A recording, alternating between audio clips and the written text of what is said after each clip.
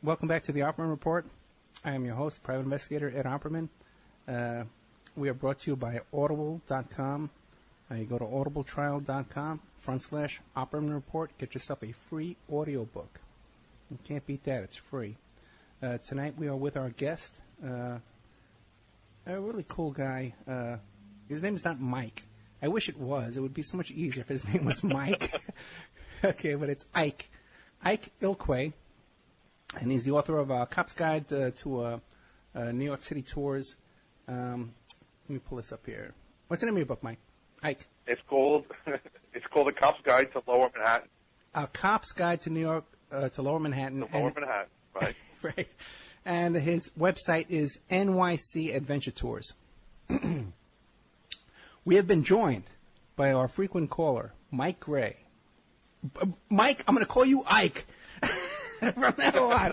Okay, this is how we can fix this, man. I'm going to call Mike. There you go. Call Ike Mike and call Mike Ike. So Mike Gray, from who's the host of Parlay, who had his debut show last night. A very, very good show, Mike. I'm very excited about that. Do you have any questions for our guest, Ike? Yeah. Hey, hi, Ike. How you doing? How are you? Oh, pretty good. Listen, I have to say, usually when I see Ed post, who the guest is going to be, and I was like, oh, is this going to be good? And I have to say, I was pleasantly surprised. You're an excellent, guest. And I was really fascinated by what you were saying. Well, you're very kind. Thank you. Yeah, no. I mean, really, this has been a great show. Yeah, listen. Well, I think he was complimenting me, Ike. And Ed, yes, of course. Yes, for picking a good guest, not for your guesting, but me picking a guest. Go ahead, Mike. Yeah, and picking a guest. Okay. Boy, oh boy, somebody's in love with themselves. Anyway, just kidding, Ed. Listen, you were saying Bernie Madoff. You don't think his sons were killed? No. What happened was one had cancer and the other one committed suicide. Yeah. And that was, and believe me, they did a thorough investigation on a high-profile case like that. You're not going to, there's no. Well, I mean, there's always going to be conspiracy theories. There always will, especially with a high-profile case like Bernie Madoff. But by all accounts and by all the things I've heard, one was a suicide, and the other one very much was a cancer. Yeah. Okay. I don't know. Well, okay, but Ike, you didn't work those cases yourself. You're just going. No. No, absolutely not. Yeah. No, not at all. But by friends who worked the case, you have any kind of inside info on it? No, I don't. No. Okay. Maybe what? Well, why do you ask, Mike? You have any doubts about? Well, because he kind of screwed over a lot of people. Yes, he and did. I mean a lot, and not just regular people. The rumor was that he handled a lot of Mossad's money too. Well, I don't know if it's necessarily specifically Mossad money, but he did do a lot of Jewish charities, and a lot of people who just happen to be Jewish were also investing with him. For example, the Wilpon family, the owners of the New York Mets, they invested with him heavily, and even Steven Spielberg invested with him heavily. Right. United Jewish Appeal, which is one of the great charities in New York, lost millions and millions of dollars from him, and in that respect, it's true. Yeah, unfortunately. I'm just saying, it's kind of odd that he does this, gets caught, and then within 5 years, both his sons are dead. Yeah, well, listen, I'm a big believer in karma, and tragically, this is karma came back to bite him. It really did. I mean, yeah, and I don't believe that.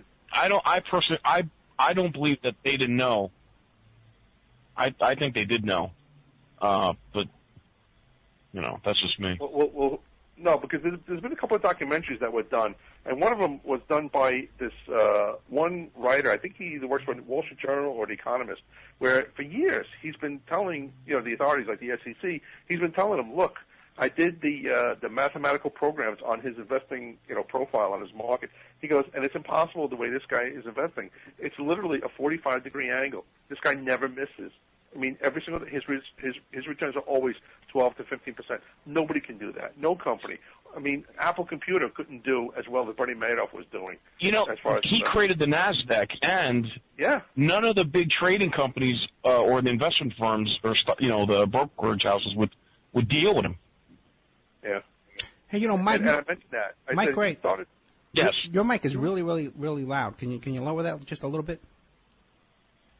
Through a Skype? Yes, how's that? Yeah, that's better. That's much better. Okay. But you know what? Turn it off altogether. Oh. I'm just kidding you. Hey, but you know what? Another thing about Bernie Madoff, though, is that his employees thought that they were doing real trades. They were sitting at their computers all day long thinking that they were doing real trades. That's right. Yeah, so, you know. Well, remember, he had a computer tech come into his main office, okay? Yeah. And he didn't have the new flat term monitors. He had the old green and white ones, you know, the old, where it was just green text. Sure. Yeah, right, with the black screen with the green lettering, yeah. So what's your point? Well, the tech guy said, hey, you know, what is going on here? How come he hasn't updated the system? Right. Well, I guess he had some kind of program that he was running on his own employees. But just whatever you think about Bernie Madoff, that was a huge operation for him to pull that off against some pretty savvy people as well. You know, one of the most recent people that got implicated in this was his secretary. As a matter of fact, my understanding is that she's cutting a deal right now with the feds, and they haven't come to a conclusion with that. And they're also working on restitution, too, you know. They're trying to, you know, get some money back to the investors that lost literally millions and millions of dollars with him.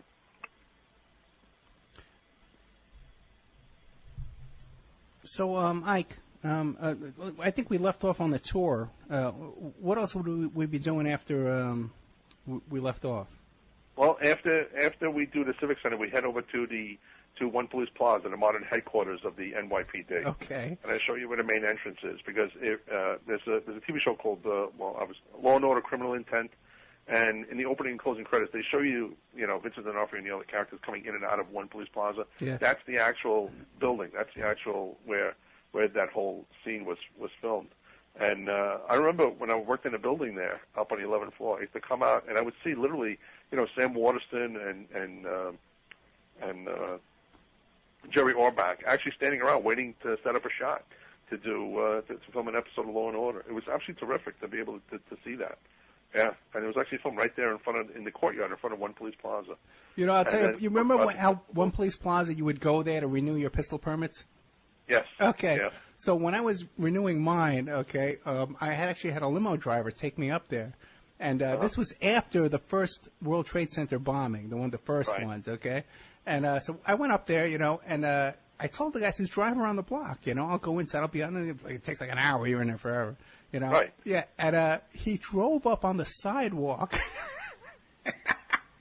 in front of One Police Plaza, and all the cops came running out. Cause this I was going to say, you got to be kidding me. I know, man. Oh, my God. And I just kind of waved my arms, and I was like, I don't know nothing about this, man. Just waited here.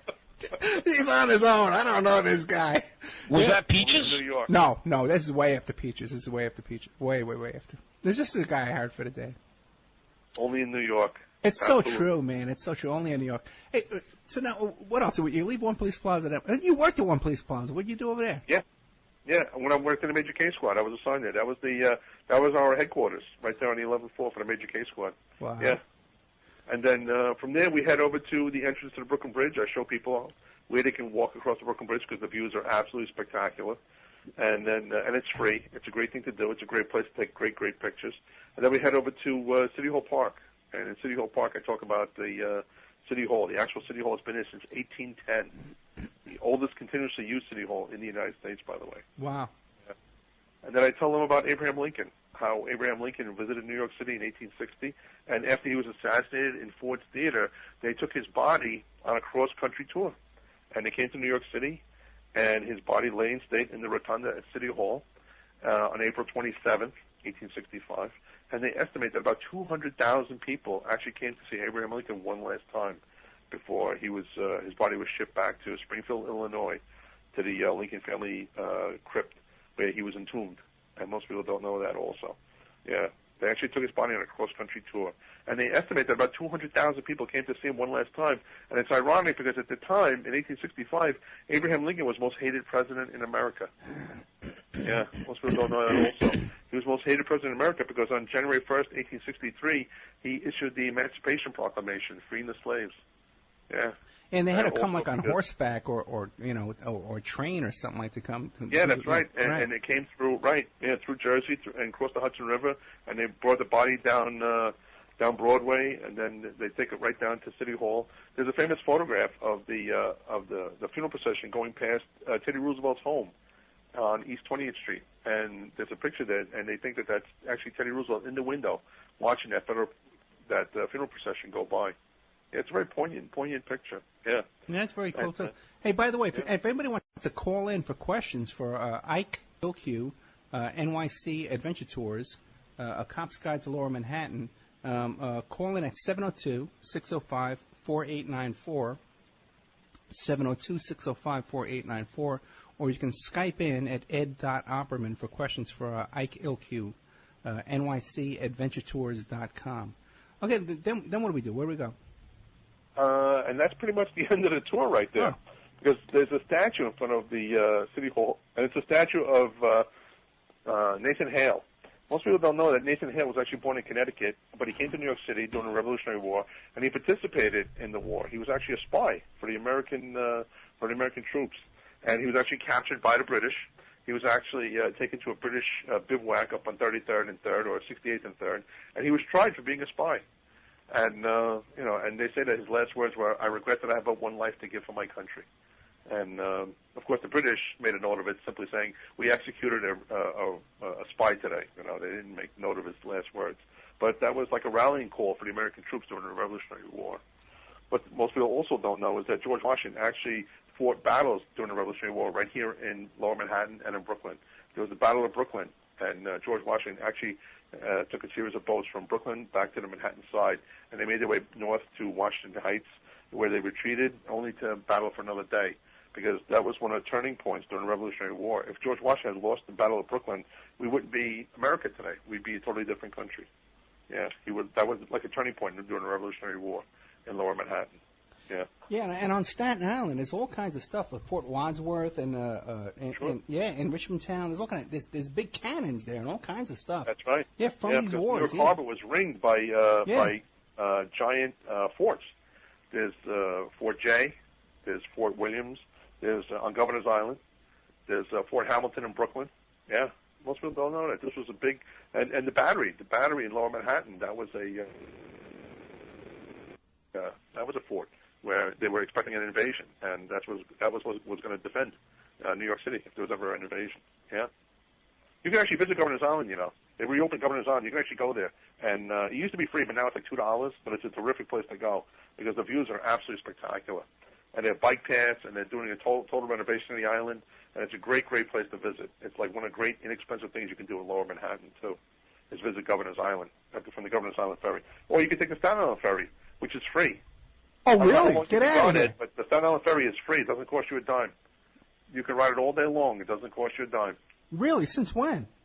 Since the Giuliani administration. Oh, really? Yeah, because when I was a kid, it was 5 cents. That's right. Okay, right. I remember that. Then it went up. Because I went to high school right by the ferry in St. George on Staten Island. So we went on the ferry all the time. We went down there. We would hang out at the ferry terminal. We would drink at the bars down the ferry terminal at lunchtime at school. And, the ferry was a cool place. It was covered with roaches. That thing was infested with cockroaches and mice, man. The Staten Island ferry, forget it. Well, you know why? 'Cause they serve food. Right. Yeah, most people don't know that, yeah.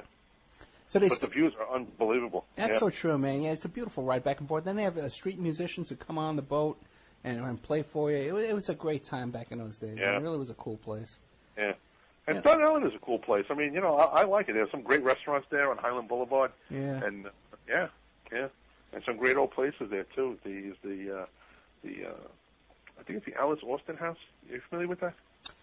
Yeah, I remember the name, Alice Austin House. I don't think I've ever been there to it though. But yeah, she had a house there at I think it's like number 1 or number 100 Highland Boulevard, and she lived there. She took wonderful old photographs of New York City, and she lived there. She actually had. From like the 1890s till about 1920, 1930, she had a huge collection of old pictures of old New York, and you can actually visit it. There's an actual museum there in the house where she used to live, right there on Highland Boulevard. Yeah, right there over by the bay, where they were supposed to build that giant naval base many years ago. That's right. It never happened, did it? Never happened, right? Yeah. Exactly. Yeah, that was during the Clinton administration, by the way. Really? Okay. They decided not to do it. Yeah, which I don't know why, because I think that would have been great for New York. It would have been a big boost to the economy back then. But what are you going to do? Yeah. Yeah, that's interesting. Pretty sure it's the Alice Austin house. Yeah. Now, what about, did you ever, any kind of crime tours with the Son of Sam cases or anything like that? Actually, yeah, I have a list of all the locations, and believe it or not, a lot of the locations that Son of Sam, where his murder victims were in Queens. Yeah. As a matter of fact, the last location he was going to go to was on Northern Boulevard, and when he was captured, right outside his house where he lived up in Yonkers, he was actually on his way to this disco in Queens on Northern Boulevard in Bayside, and when he was captured, he had a machine gun, and he was actually going to go there. That was going to be like his big finale, using a machine gun to gun down all these people, and luckily the detectives caught him right there. And he actually did 2 murders in Forest Hills in Queens, and he did another one in Bayside, and then another one in Brooklyn. Brooklyn was the last one because it was in Brooklyn where he got the parking ticket, and that's how that case was solved. Because he actually double parked in front of a hydrant, and then he walked down about a half a block, and then he shot a couple of people, and then came back, and then a lady who was walking her dog actually noticed him there. And when the cops came and they were canvassing the area, she said to one of the cops, she says, this is weird, but just before the shooting, there was a guy parked next to the hydrant over here, and I think he got a ticket, but he left right after the shooting.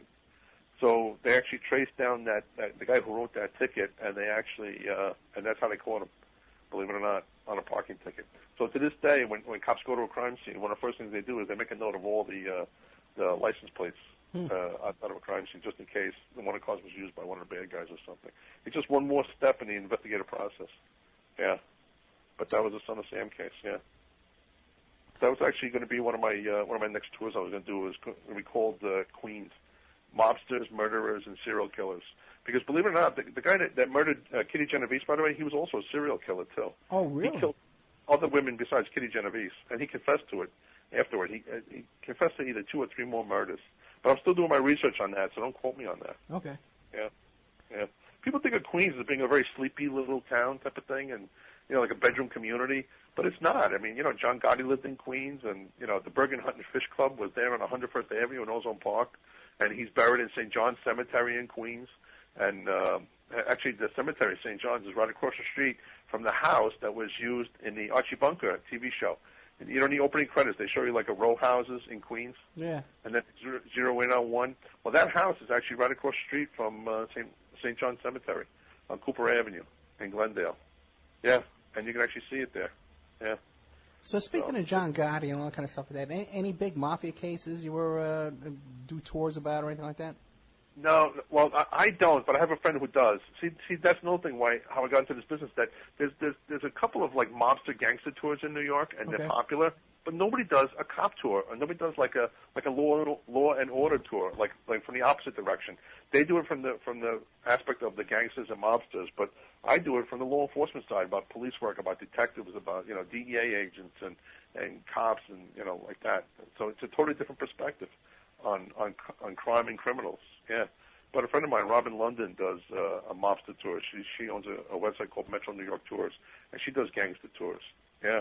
And she's very good because she actually grew up in that area, Hester Street and Grand Street over there in Lower East Side, and she's very knowledgeable. Her dad knew a lot of these guys, and he would tell stories, and she learned about them. So, and the best thing to do is, like, if you're going to have a tour guide, have somebody who's like has a vested interest in what they're talking about. Right. Because those are the people who really know the really nitty-gritty inside stuff about what they're talking about. Anybody can learn a script and talk about something, but you know what it is? When you're talking from the heart and you're speaking from the heart, people recognize that, and they make that connection. There's an empathy with your client when they take the tour, because they see that you're talking, from your own personal knowledge. You're telling a story, and storytelling is like the oldest, talent that people have. Is and people want to talk about themselves. You tell them, tell me about yourself. Tell me where you're from. What do you do? And they do. Yeah. Yeah, we had on the show. We had Frank Collada here in Vegas. He does the Vegas mob tour, and he was the guy in Casino that Frank Vincent played his character. Really? Yeah. No kidding. Oh yeah. He's well, then I'll have to do that tour next time I go to Vegas. I've been to Vegas 3 times already. I love Vegas. Yeah, it's a cool place. Yeah. It is. And he was actually in the movie Casino as well, so he did all the hits. He did he did almost every hit in the movie Casino, if you look at it. Really? Yes. I have to look for it now. Yeah. See, now this is something I have to follow up on. Yeah, because he had a little acting role in there. And I got to tell you something. After I did that show with him, I talked about it to some people the next day. Everyone in town knows Frank Collada. Wow. I was hanging out with an FBI agent the next day, and she knew him. You know, he seemed to have danced between the raindrops in that whole case. Oh, there. Yeah, and he's still around, walking around and talking and doing radio shows and crime tours. You know. Yeah, let me tell you something. Characters; those are the best people in the world. Characters. You really, when you meet them, it's like hitting jackpots, like hitting gold. Meeting a character, the people you never forget. You really do. Yeah. Yeah, it's so true. How do people introduce him? Like, this is the guy who killed a lot of people? Welcome to dinner. No. Yeah, he killed the ant in a cornfield. No. Brains in. No, I don't know if you admit to that. But I got to be careful here. But the thing is, everyone knows him as Frank Collada. And as soon as you mention the name, everyone knows him. A couple of days after, too. It was the same day. The next day, I did my daughter's basketball banquet. The FBI guy knew him there, and people knew him there, people in the news. And then right after that, I did the sheriff's debate. I hosted the sheriff's debate, and they all knew him. Everyone knew him. Wow. Yeah. Amazing, right? Small town. Hey, Ike? Yeah. Oh, I'm sorry. Go ahead. Well, I was just going to ask, did you guys ever cover that cop who, he was going to kill someone? I can't remember the case. Oh, I know what you're talking about. You're talking about the cannibal cop. The cannibal cop, yes. Yeah, as soon as you said that, I kind of knew what you were talking about. Yeah, he actually went to jail for that, for a conspiracy to commit murder or something like that. But yeah, that's a really weird case because he actually they had texts and emails and stuff where he actually talking about. Yeah. Well, now was he talking to another? He was talking to another person about stalking someone, right? Yeah. That he had given tickets to, and then he was gonna rape her, kill her, and then he was talking to another guy about baking her or something. Yeah, he was going to eat her, yeah. Which, yeah, that's like one of the strangest ones I've heard. But I've heard like what you heard, so, I mean, I didn't get that much into the case, but, yeah, that's what I heard too, so. Well, what about, an older case of our age, was that guy, I think his name was Radzinski or Rakowski? No, Ed, you're talking about Daniel Rakowitz. Right. He lives over on 7th Street or 9th Street. He's also in my book, by the way. Okay. He was actually, he was like a hippie-type guy. Right. And he was dating a beautiful model, and he ended up killing her. And then he actually chopped up her body and cooked her, pieces of her body, and he fed her he made it into a soup, which he fed to the homeless. Right. Yeah, he's a true lunatic. He's in a hospital for criminally insane on Ward's Island. Yeah, that's Daniel Rakowitz. Yeah, that's a very real thing. Right, and Daniel Rakowitz was a member of the Church of the Realized Fantasies. That's right. Yeah. Which was run by Mickey Cesar, who was the Pope of Pot on Bleecker Street, right next door to the Yippie headquarters. Yeah, I told you before. yeah. So I know, but I knew Mickey Cesar, and I knew those guys. But Rakowitz, they claimed that he was doing ceremonies and rituals inside there. Yeah, he had his own little cult going. Yeah, that's right.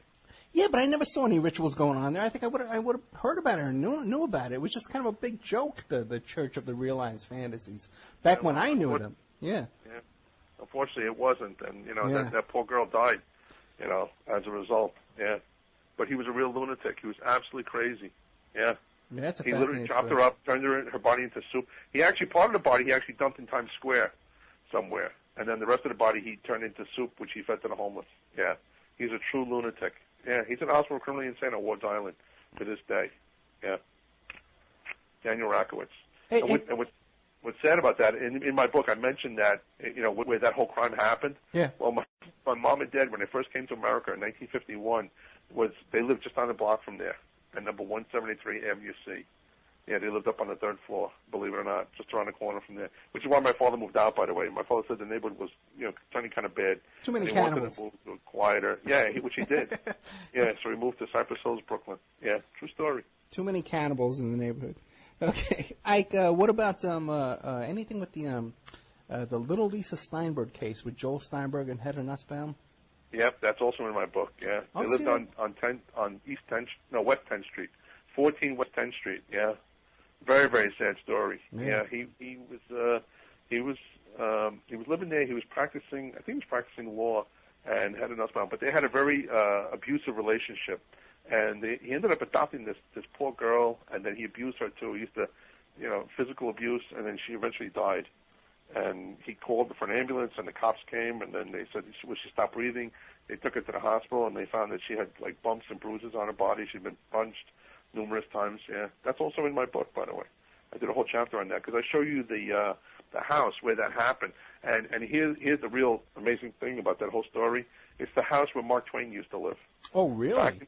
When Mark Twain was living in New York, he actually lived in that house. And of course, people say that house is haunted also.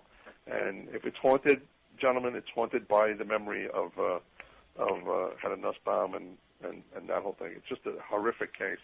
Well, Heather Nussbaum kind of skated on that case, don't you think? Well, what happened was she testified against her husband. Yeah. I mean, it was an abusive relationship, and she turned state's evidence, and she testified against him. Yeah. And it's a sad case of like where she was totally in his spell. He had total mental power over her. She was like totally not her own person. Yeah, but there's a lot of evidence, even in Heather Nussbaum's own diary.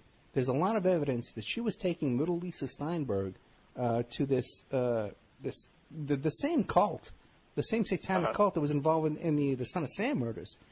Really? Oh, yes. Maury Terry talks about this all the time. Maury Terry, who wrote The Ultimate Evil, about the Son of Sam murders. And, she took her daughter, and this doctor was involved, too, and he even wrote reports about it. Wow. Yeah. There's a lot in that case. Let me do some research, and I'll get back to you. Man. Maybe do another segment about that, because I'm drawing a blank on that one, but that's interesting. Yeah, you can come back anytime. Let's take a little commercial break. We'll be back more with Ike, Ilkew. Well, okay. And you can say goodbye if we get back. A little break. I'm going to have to say goodbye because my phone is dying here on me, and I don't want to be cut off in the middle of a talk here. That's what those little beeps are in the background. Oh, I didn't hear that. Okay, well, then just leave us right now. Say Ike, Ilkew. What do you want to say before you go, Ike? Ed, it's Ike Ilkew at NewYorkCityAdventureTours.com, and it's called The Cop's Guide to Lower Manhattan. And if you mention Ed's show, I'll give you 10% discount on all tickets, okay? There you go, and I'll get the 10%. Okay, and anything else, and a phone number you want to give or an email or something? Well, Well, my personal email is Ike4837 at AOL.com. Or you can call my office at 718-847-7121. That's my office. And you're on Facebook. 718-847-7121. And I'm also on Facebook. It's New York City Adventure Tours on Facebook. Okay, and I post every other day on there some interesting fact about the tour, including photos and people who've been on my tour. So it's NYC Adventure Tours on Facebook. Okay. Okay, Ike. Thank you so much, man. We'll talk. Thanks, Mike. This was great. I had a really wonderful time. Really. Great guest. Thank you. Have a good night, man. Good night. Take care, guys. Bye-bye. Okay, we'll take a little commercial break. We'll be right back after these messages from our commercial sponsors. And now a word from our sponsors. We are listener-sponsored, and we appreciate your donations. If you like the show, please visit OppermanReport.com and click on the donate button. Or you can donate directly through PayPal at OppermanReport@gmail.com. We have Mike Ray of InfinityHomePlans.com. He's the host of Parlay over at CJ Mars Radio, Thursday evenings, 8 p.m. Eastern Standard Time. If you need custom home designs, stock plans, or 3D work, he's your one-stop shop for home design and drafting needs. Mike Ray at InfinityHomePlans.com.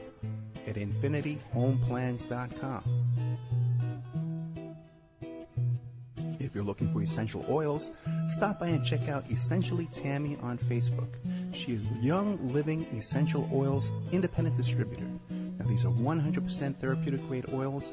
They help support the body's natural functions. You can visit her website posted on Essentially Tammy to see the current deals, or email at JockoTammy, JOCATAMI at yahoo.com, or call 352-239-8546. 352-239-8546.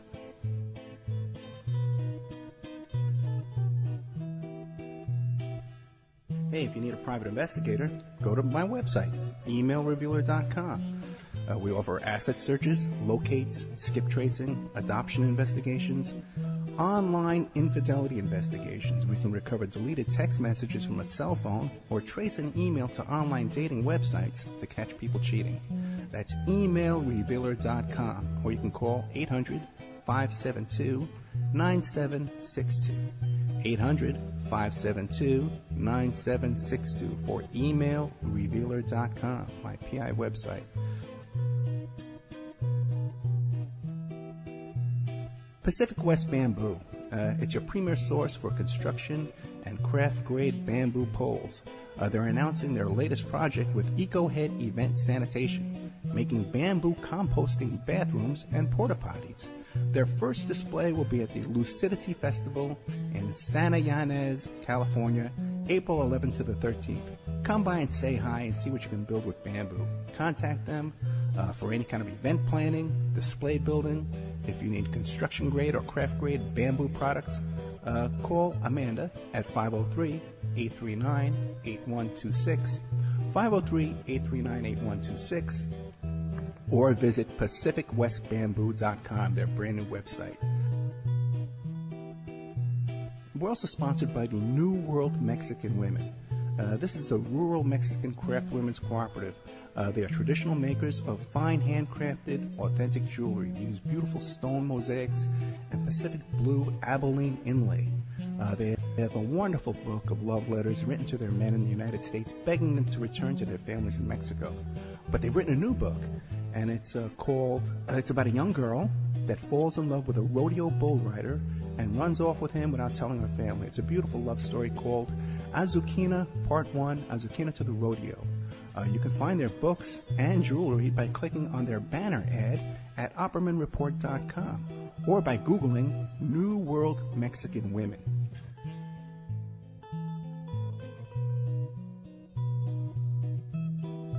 You can also promote your business or website right here and have your ad played all over the world 7 days a week by emailing OppermanReport@gmail.com or calling 800-572-9762.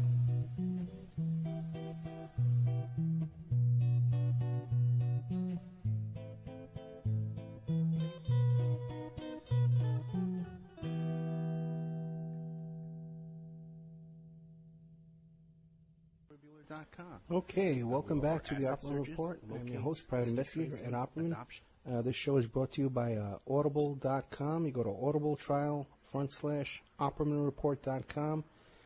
Get yourself a free audiobook. Free book. Sign up for free, get a free book. You can't beat that.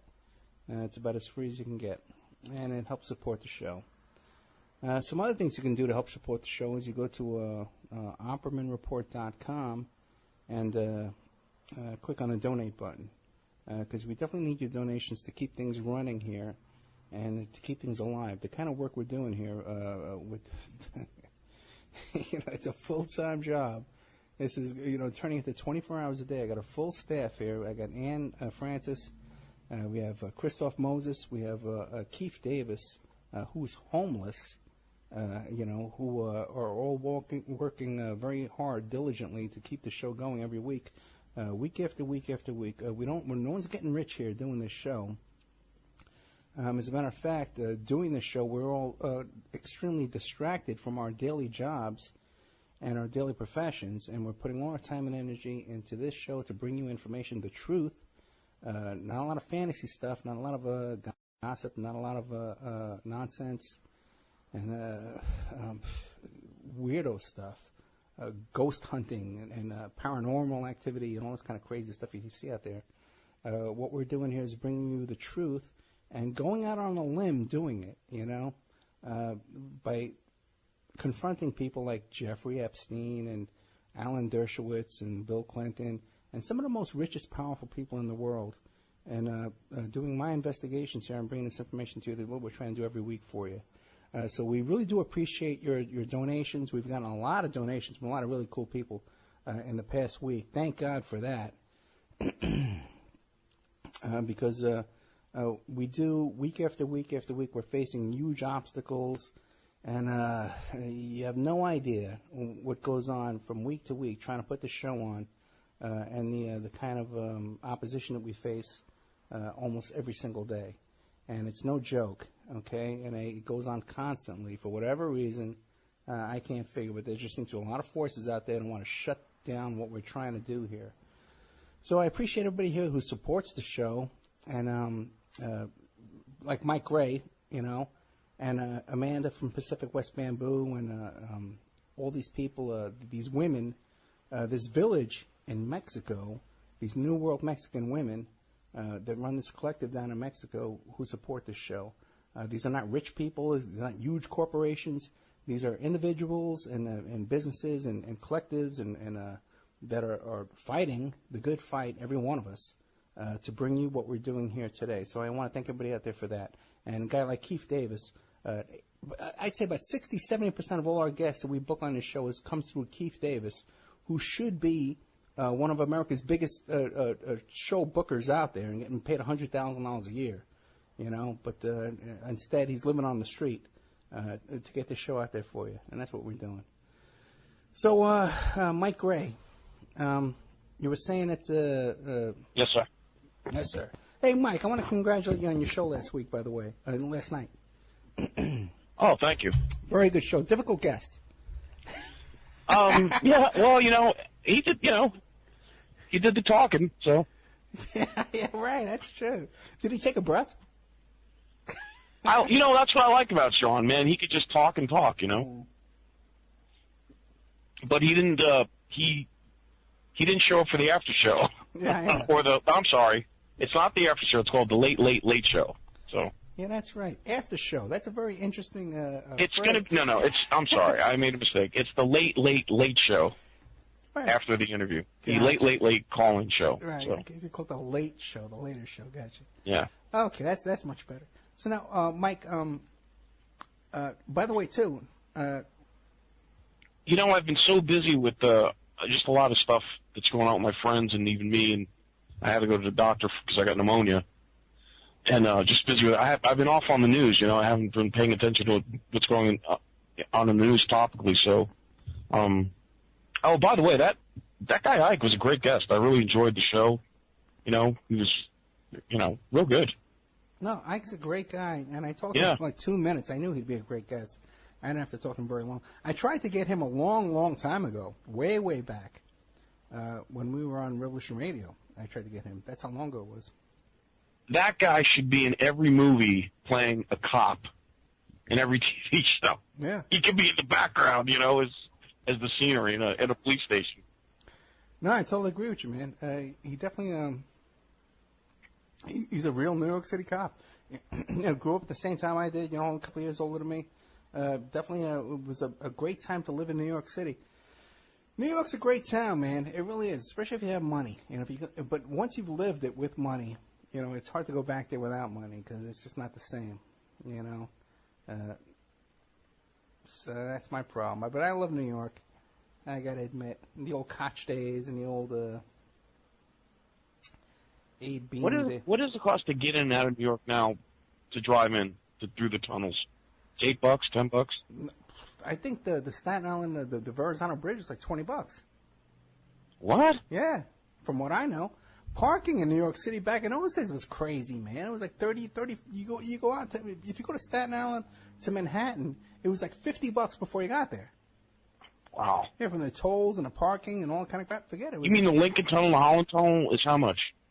I don't know. I haven't been to New York since 2000. I think the last time I was there was like 2003 or 2005, something like that. You know, I was surprised to hear that the ferry is free again. You know. Wow. Yeah, because they had all kinds of crazy days on the ferry. And when's the last time you've been to New York? Oh, my God. Am I echoing? No, you're good. Okay. 2003, I think. Yeah, about me too. Last time? Yeah. Yeah, Hoboken. I'm from Hoboken, New Jersey. Which is almost like New York. Yeah. You know, now it's called the sixth borough. Did you know that? No, I did not know that. Who calls it that? Well, because Hoboken is right on the Hudson Tubes, right. And to go from Hoboken to Manhattan is like, you know, and it's sandwiched between the Lincoln Tunnel and Holland Tunnel. So, Right. yeah. So who do you have coming up on Parlay? Mark Sargent. I just interviewed him the other day, and that'll be next week, Thursday. And he he's a flat earther. Really? Yes. So, yep, I know you're gonna laugh. So, listen, I'm not saying the Earth is flat, but Good. these guys on these documentaries are making some pretty interesting points. Oh, okay. That's all I'll say. Well, give us an example of some of these interesting points. No.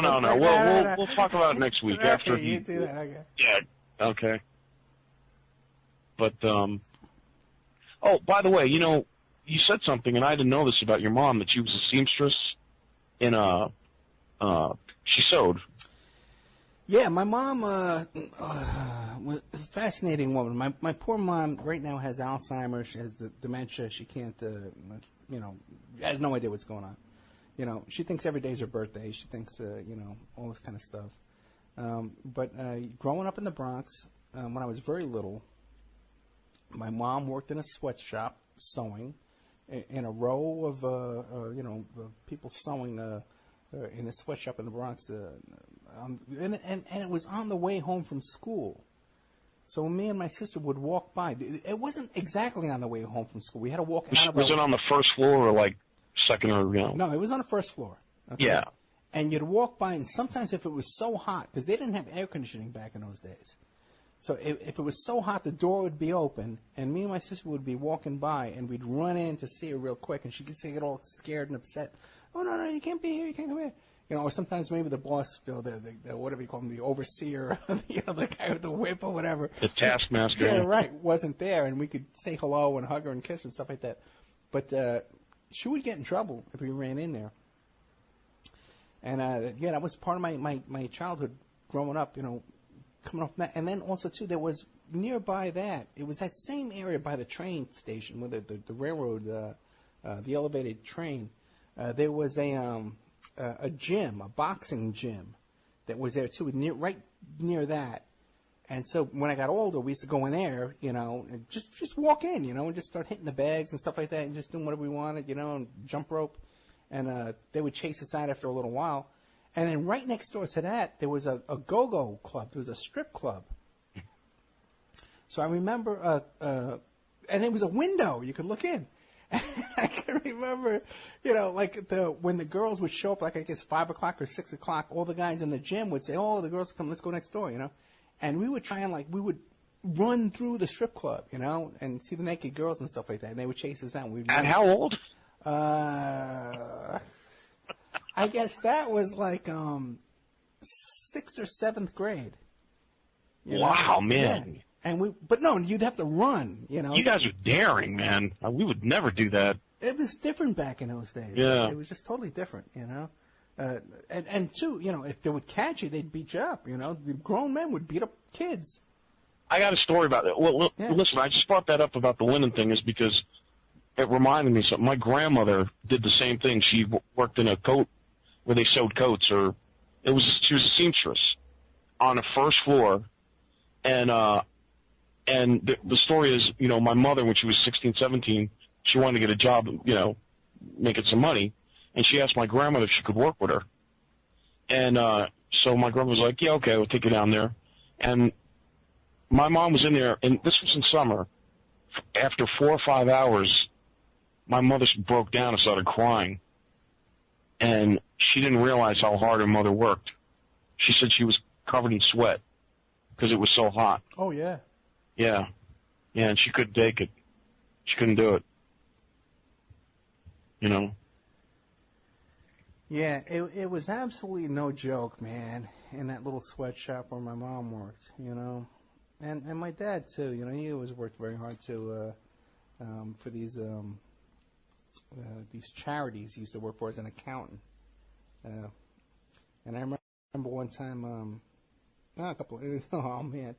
one time my dad worked for the Children's Aid Society, and working next to him was this little nun. And they told him that he had to fire this nun, and he couldn't do it. And he just left and he never went back to work. He never went back. Wait, fire a nun. Yeah, there was a little nun that worked there, and she used to. Yeah, but nuns live in a convent, right? When you work for the church, but this nun had a job that worked for the Children's Aid Society, you know? Oh. Yeah, and he couldn't do it, so he just quit the job, and he left, he never went back. Wow. Yeah. My dad was a real character, I can tell you, too. I remember me and my dad riding on the subway in New York City. It's funny because, you know, Ike was a transit cop. And I can remember one time we were riding on the subway, and these two guys got into a fight on the subway. And my father jumped up and got in the middle of these two guys, you know, and just started, like, lecturing them, saying, "There's people on this subway, behave yourself, sit down." It was such a character, man, I tell you. I guess that's where I get some of my craziness from. Well, you know, I have a funny story my friend Phil told me. When he was a kid, there was this warehouse that him and his friend would, like, play around. Yeah. And there were these boxes, you know, they broke in, and they were looking, it was this big warehouse, and they found these bunch of boxes stacked. And in them they found boxes and boxes of food stamps. You know the old food stamps? Remember, They look like money? They look like Monopoly money? Yeah. And so they took a bundle, and, you know, they started spending them, like this kid's buying, you know, candy and stuff, right? So then they went back, and they stole some more. So then they just kept going back, and there were two guys in there waiting for them, okay? And these were mafioso guys, obviously, because these were stolen, and they pulled the hair. They grabbed my friend Phil told me, he said the one guy grabbed him by the top of the head and pulled him up, and you know, really hurt him, and told him, "Don't ever come back." And his whole top of his head was, you know, it wasn't bloody, but it was sore.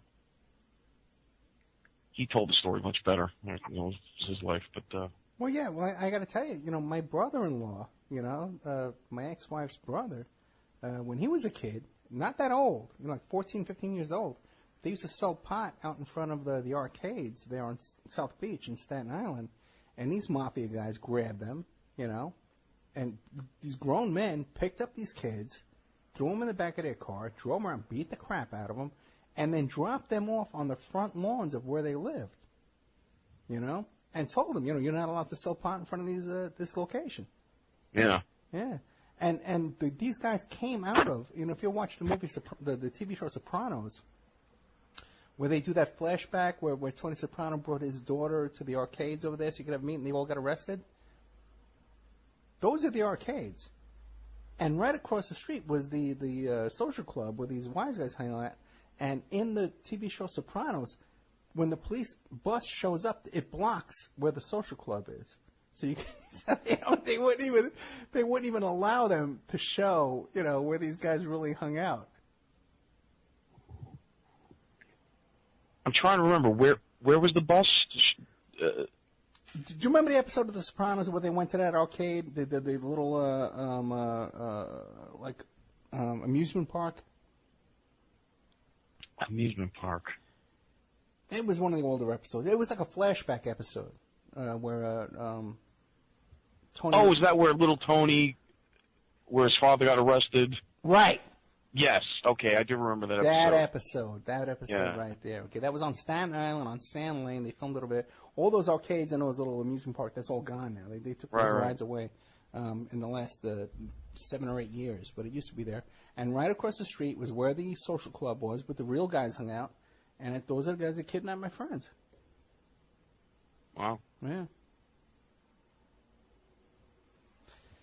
Yep. Those were the days.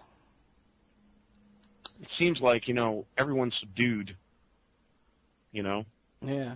You'd think so, right? But then on the other hand, you got guys getting shot in the street every day, or, you know.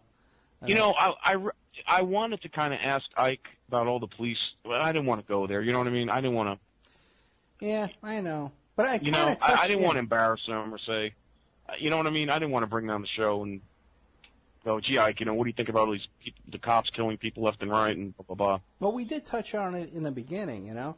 Because there was another incident, too, again with my brother-in-law, that when he was a kid, that the cops also picked him up one time, and they kidnapped him, and they threw him in a undercover cop car, and they drove him around and said, okay, go there and buy drugs from these guys, and then we'll bust them. And he wouldn't go along with it, But again, this is the kind of stuff that went on back in the 70s and the 80s, back in New York. Nowadays, I guess you couldn't pull off that kind of thing, but they do shoot you at the drop of a hat. They just shoot you on sight and get away with it. Yeah. Yep. What do you think? You think Hillary's really in trouble this time, or? What, with the emails? Yeah. No, not at all. I don't think that's going to be a problem at all. I don't think they care about that. I don't think anybody cares about that at all.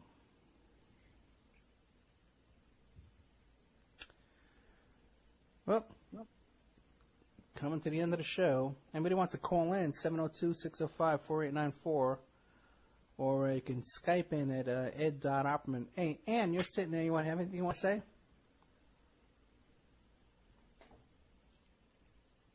Ann? Everyone remember, tomorrow is 3/14. So, 3/14, 259 is something, it's pi. So everyone's expecting something to happen. Who's everyone? Oh, it was just this thing on, people were saying, hey, something might happen on 3/14/25 at 9:26 p.m. or a.m. Because that's the, if you look up pi, the formula for pi. Yeah, 3.14, yeah. Yeah, so you never know with the Illuminati numerology or symbolism if they got something planned. What happened to your Sandy Hook show? Oh, that's okay. That's the 26th. Okay. Yeah, and I wanted the 26th because they claimed 26 people died. So, but yeah, that's going to be the 26th. And I've got Professor James Tracy on the late call-in show, and so he said he'd do it for calls, and possibly Wolfgang Haubig too. So that's a star-studded show. That'll be a start. That'll be a good show. Yeah. Yeah, you never sent me the second half of that show. I am. I promise I will send you all the shows. Okay. Promise. As soon as I get them. Well, as long as you promise. That's all that matters to me. You're too kind to me. I know I am, man. I really am. I'll tell you something else, man. People should listen to Mike when he's off the air, man. He's really a funny guy. He has You know what it is? This is your show. You know what I mean? So I got to be low key. I got to be, I don't want to listen. I don't want to step on any toes. Okay. Unless you want me to be irreverent. Nah, that's okay. I better not. In real life, you're very funny. Okay, you're a fun guy to hang out with in real life. Okay. Let's just leave it at that. Okay. Okay. All right. Let's think. What else? Okay, we have coming up a whole bunch of big shows. A lot of stuff, man. I got to tell you, man. I'm talking to one of Adnan Khashoggi's bodyguards that we're going to be bringing on, who also knew what's her name? When you say Adnan Khashoggi, like a lot of people don't even know who he did or what he. I know that's what kills what he did. You know what I mean? I mean, it's because people have so he was an arms dealer. Adnan Khashoggi was an arms dealer for the Saudi family and stuff like that. He was in the middle of a whole bunch of arms deals. But incredibly, this guy, man, was a drug dealer. He was friends with Michael Jackson, Elizabeth Taylor, Donald Trump. He sold his yacht to Donald Trump. He had parties on his yacht with people like Ann Coulter and the guy from. There's rumors that Ann Coulter is a man and her real name is Arthur. I don't know if I believe that, and I would believe that where it is. She has a very pronounced Adam's apple for a woman. Yeah. Well, maybe she does, but I don't think she's a man. But the thing is, with Adnan Khashoggi, this guy's involved in everything. Everything. Iran-Contra, drug smuggling, Al-Qaeda, Bin Laden. This guy's involved in Trump, everything. there's an article, a couple articles out there. Google it, called 6 Degrees of Ida and Khashoggi. The guys around everything. So listen, we're going to be taking a little break here. We're going to be dropping the Awake Radio Network. I want to thank Patty Walking Turtle from Turtle Talk at 4 p.m. CST Mondays on Awake Radio Network. Where the Wild Things Grow Saturday, 3 p.m. CST on the Awake Network as well. We'll be back next week. I forget who we're coming back next week with. I think it's either the I think Dean Henderson on Hugo Chavez, or it's the Princess Di show, or you know what? It might be Nick Bryant on the case of the Franklin cover-up and Nick Bryant. Yeah, I was just told by Ann Francis, my producer, we're coming back next week with Nick Bryant. That's a huge show with Nick Bryant with the Confessions of a D.C. Madam, the Franklin scandal, and also a male D.C. Madam. Right, and also too, he also knows about Epstein. So this is a good guest. We're going to be bringing out there and putting our necks out here for you for what we're trying to do for you every single week here. To bring you the truth and real stuff and reality and putting our necks on the front line. Okay, guys. Good night, everybody. Over at Wake, and we'll be right back after this. And now a word from our sponsors. We are listener sponsored, and we appreciate your donations. If you like the show, please visit OppermanReport.com and click on the donate button, or you can donate directly through PayPal at OppermanReport@gmail.com. We have Mike Gray of InfinityHomePlans.com. He's the host of Parlay over at CJ Mars Radio, Thursday evenings, 8 p.m. Eastern Standard Time. If you need custom home designs, stock plans, or 3D work, he's your one-stop shop for home design and drafting needs. Mike Gray at InfinityHomePlans.com. At InfinityHomePlans.com. If you're looking for essential oils, stop by and check out Essentially Tammy on Facebook. She is Young Living Essential Oils Independent Distributor. Now, these are 100% therapeutic grade oils. They help support the body's natural functions. You can visit her website posted on Essentially Tammy to see the current deals, or email at JockoTammy, JOCATAMI @yahoo.com, or call 352-239-8546. 352-239-8546.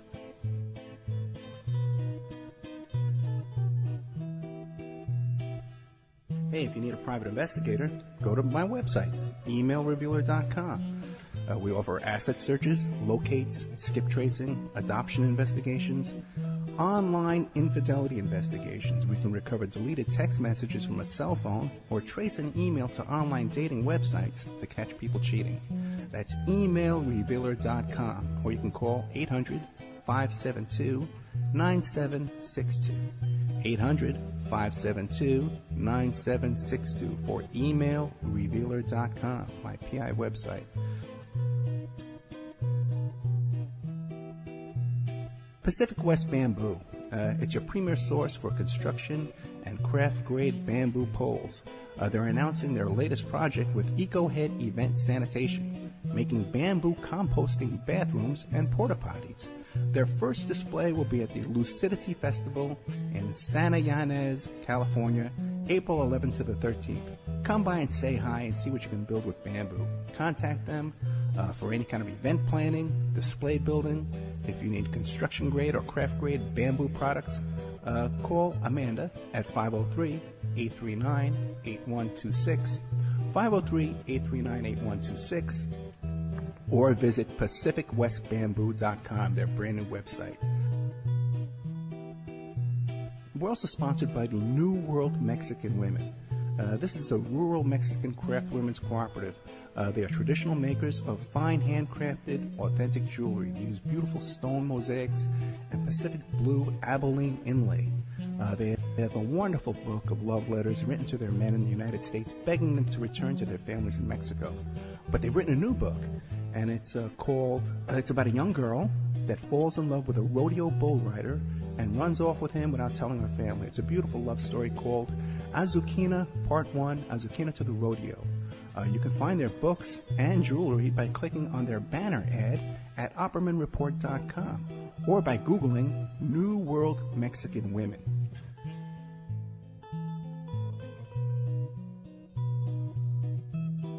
You can also promote your business or website right here and have your ad played all over the world 7 days a week by emailing oppermanreport@gmail.com or calling 800-572-9762.